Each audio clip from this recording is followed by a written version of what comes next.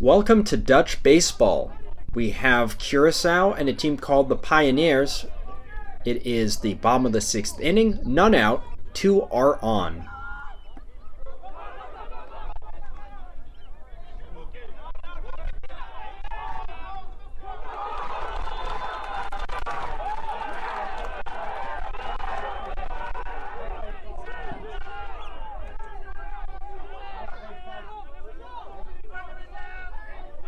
We're going to re-rack that because there's a lot to talk about.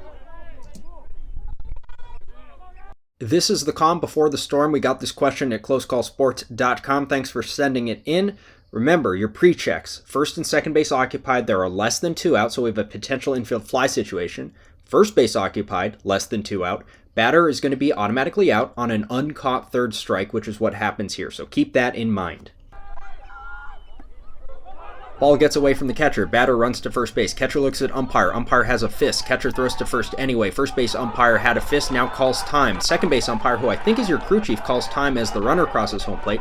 Then the second base umpire declares the runner that just crossed home plate out, and we're going to have an argument.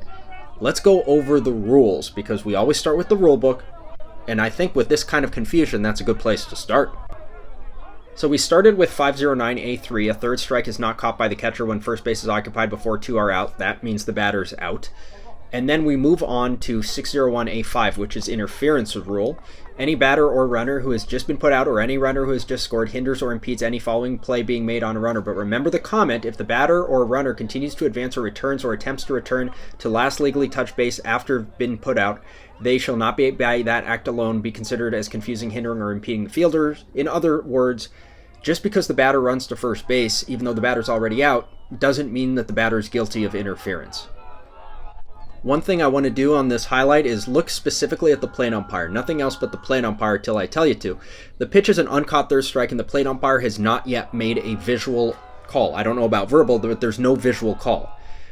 The batter and the catcher start running to first base, throwing to first base. Catcher looks at the plate umpire like, hey, what's the call? Only then does a fist come out. But the catcher now throws to first base anyway. So the question is, as a plate umpire, if you make that call right away, does that help the fielder and the batter? We'd like to think that the batter and the catcher both know the rules, that the batter's automatically out, but at the same time, the plate umpire did not make a call upon the uncaught third strike. So that could have added to the difficulty for both players, and you could blame the players for not knowing the rule, and that's a fair point.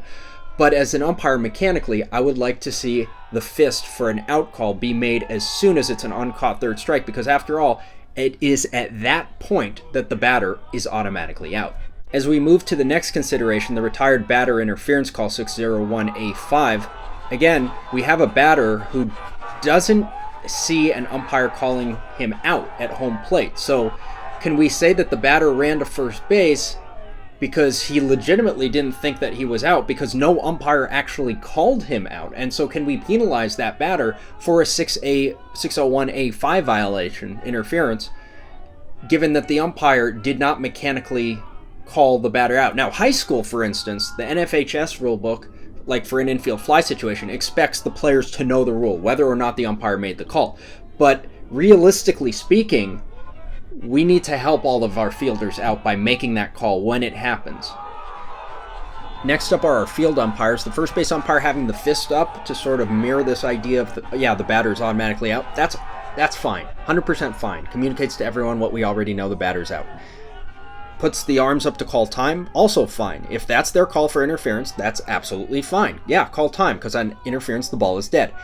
The middle field umpire, I think it's the crew chief, the third base umpire, if you will, U3, calls time, mirroring the first base umpire. Again, that's absolutely fine. You can mirror a teammate who calls, or a crewmate who calls time. That's the proper thing to do, because once time is out, time is out. But then follow through with this play and watch what the crew chief or third base umpire, what have you, does after calling time. Keep in mind what the first base umpire is doing. They're calling time, and the base coach wants to talk to them.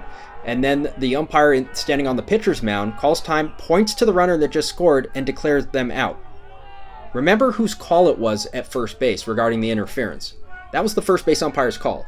So mechanically, even though I think that these umpires are on the same page regarding this call, mechanically, I would like the calling umpire to have an opportunity to follow through with their call. If the first base umpire is going to call R2 out on this play, let's allow our first base umpire to follow through and do that. Because what ends up happening is that the umpire in the middle of the field on the pitcher's mound now calls that runner out. But what if the first base umpire had a different call? Even though I think that they're on the same page, what if they weren't? Then we have an umpire in the middle of the field calling one person out, the first base umpire potentially calling someone else out, and we have confusion, even more so than we already do.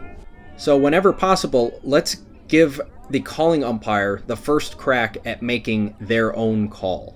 As the umpires huddle up, let's go back to the rules. 601A3, you might think I'm stupid for bringing this up because it doesn't directly apply, but I'm just asking you to follow along with me. Just try to do that. Before two are out and a runner on third base, the batter hinders a fielder in making a play at home base. The runner is out. The only point I want to make with this rule is that this rule states that if the batter commits some sort of an interference, the runner is out if there is an attempt on the runner at home plate.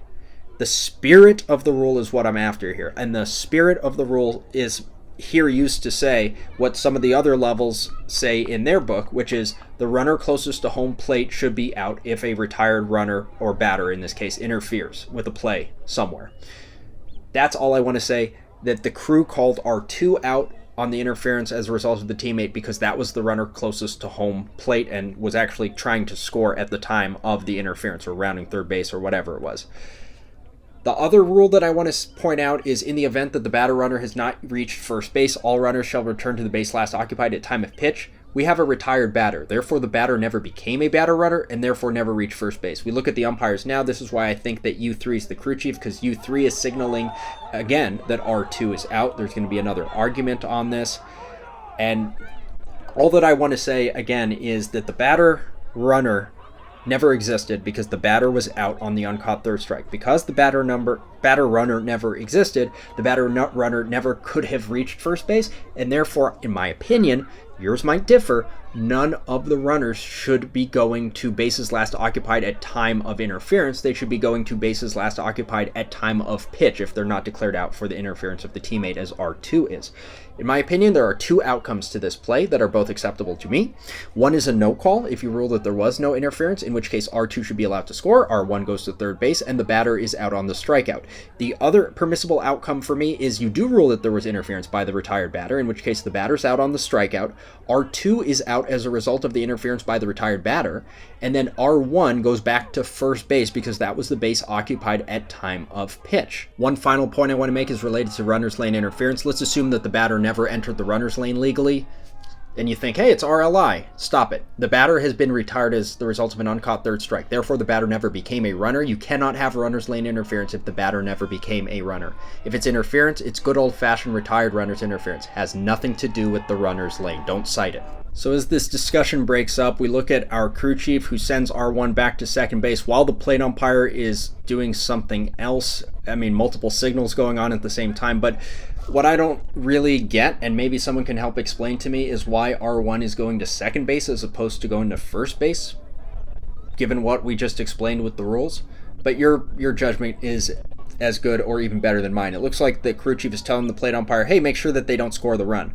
And so the plate umpire says, don't score that run. And then while that's happening, the crew chief again tries to signal that that person's out and that person's out, and try to only have one person signaling to the booth at a time. It's confusing. Oh, and if I didn't say it already enough, if you have an uncaught third strike situation where the batter's out, signal it immediately. Don't wait until someone's looking at you. Because look at the catcher. The catcher knows that the plate umpire should have given a signal. He might not know what the call is, but he's blaming the plate umpire for not giving a signal. Even after the field umpire calls R2 out, the catcher's like, wait, what's going on? Wait, he's out? He doesn't care that he's out. He goes back and blames the plate umpire for not giving him a signal right away. The whole thing is avoided if you give a signal right away. Maybe not with the batter, maybe not with the catcher throwing it to first base, but at least the catcher can't blame you for not giving you a signal if the signal for the out is given immediately when the batter has struck out and is out on an uncaught third strike. Less than two out, runner on first. Thanks so much for sending this one in. It was a doozy. I hope I didn't bore you too much. We're over 10 minutes. We'll see you on the site at closecallsports.com.